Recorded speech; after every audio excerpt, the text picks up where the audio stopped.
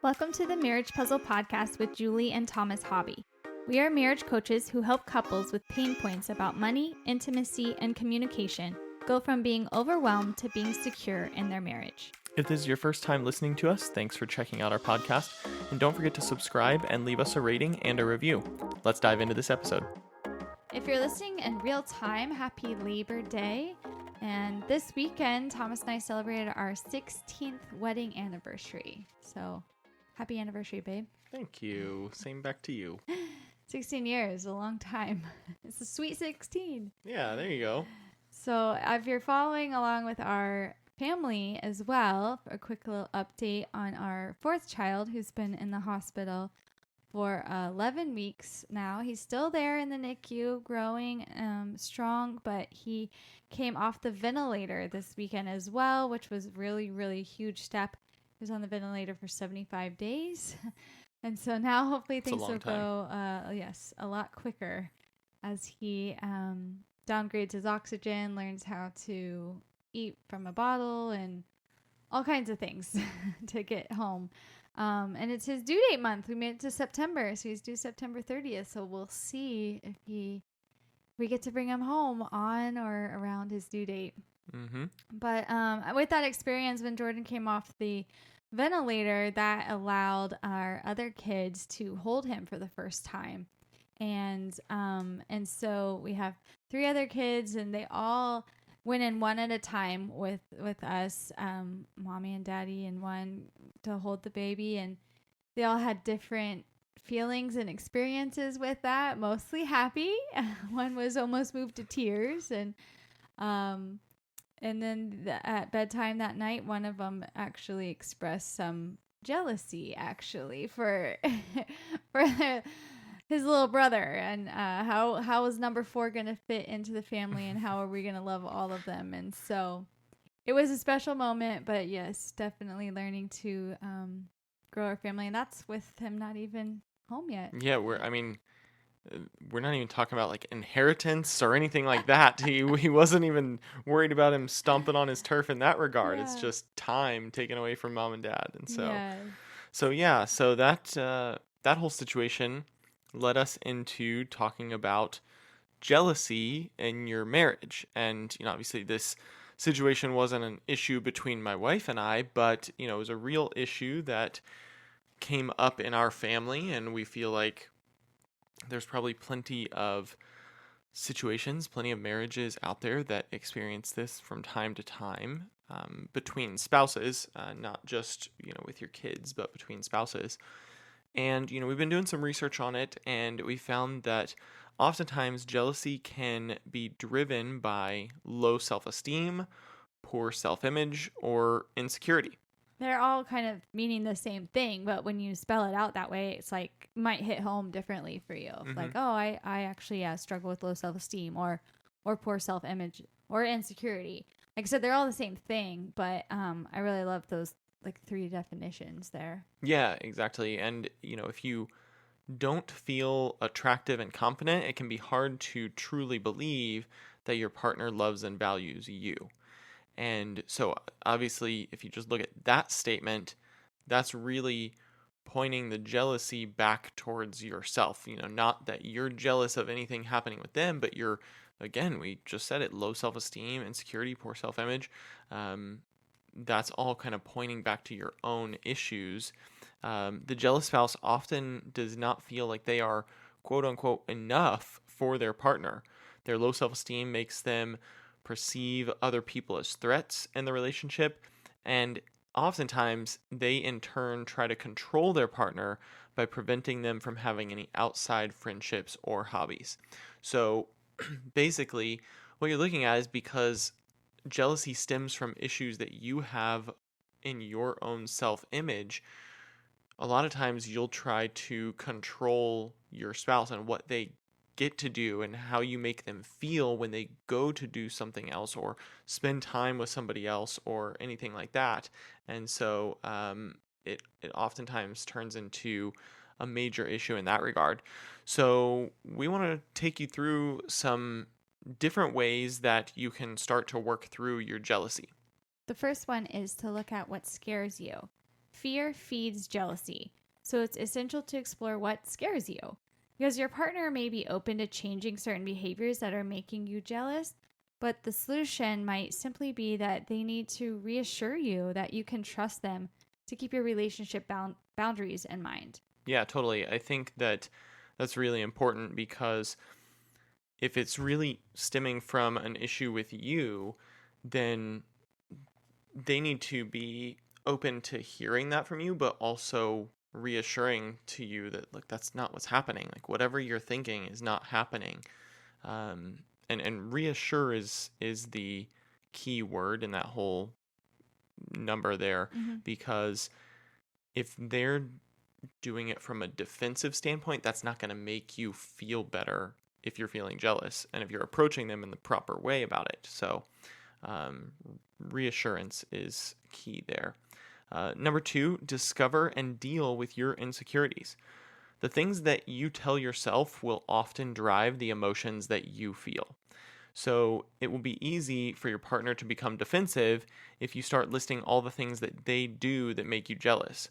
So instead, center on your feelings and concerns rather than coming from a place of blame or accusations towards your partner.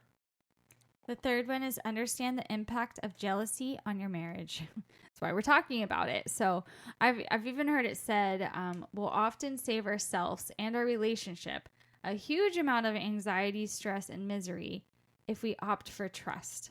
So just understand what jealousy is, and is there a way around it? Is there a solution? Can you just trust? Or like Thomas said, what are you telling your mind? What are you telling yourself that then your emotions are going to feel? Is it true? And what other influences are there that are impacting what you're telling yourself? Right. If you're watching or consuming things that may impact that, then maybe you need to kind of step back from that, but also really take a step back from the situation and think about your spouse. I mean, we've talked in the podcast way back about remembering your why. Remember the why that you got married, that you fell in love with your partner. And have they really given you a reason? Take a step back and think about, have they really given you a reason where you shouldn't trust them? Maybe they have, and that's something that you truly have to work through in a certain way. But if they haven't, and you're like, no, they're just doing their thing. They're just going and hanging out with their friends, or they're just, working late, like truly actually working late, and there's nothing going on, then you have to kind of start letting that go and dealing with that within you.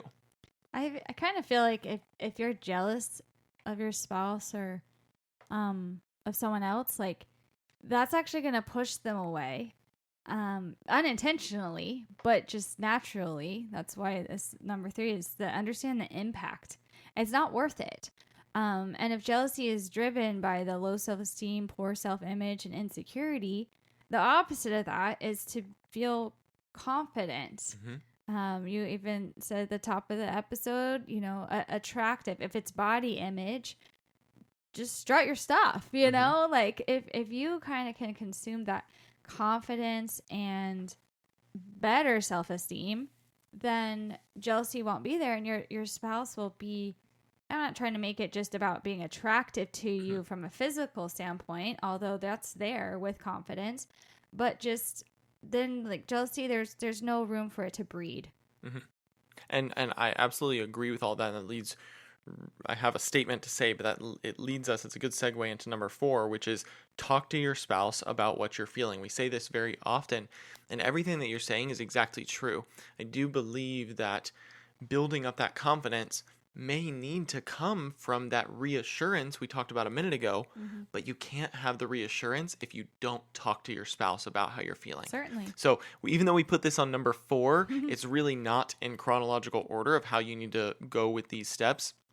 Not necessarily, but you really need to talk to them before you can make progress in some of these other areas, like getting that reassurance from them, and then that in turn building up your self-confidence and the way you and your self-esteem.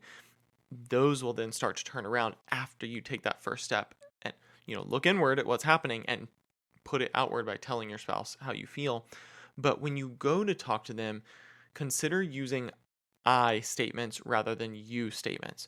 For example, you could say, I feel jealous when I see you do blank, and I wanted to talk to you about that.